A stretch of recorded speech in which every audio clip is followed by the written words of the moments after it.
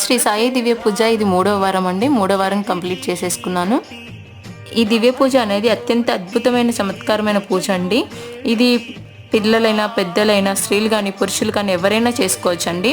ఇది మనం పూజ స్టార్ట్ చేసే ముందే మొదటి గురువారం రోజే 5 గురువారాల, 7 గురువారాల, 11, 21 గురువారాల ఎన్ని గురువారాలు పూజ చేయాలనుకుంటున్నామా అని సంకల్పం చేసుకోవాలండి.